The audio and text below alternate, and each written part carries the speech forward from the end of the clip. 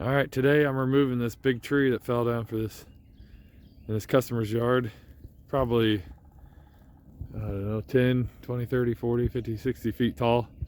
So I don't remove them, or I don't cut them down, but if they fall down in your yard, I can remove them.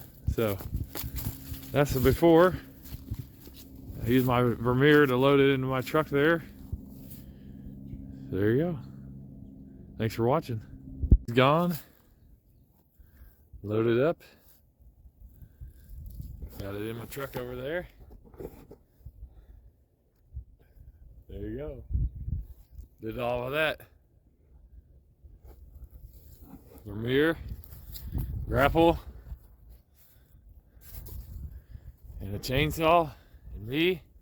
Some pretty big logs loaded up there. Thanks for watching.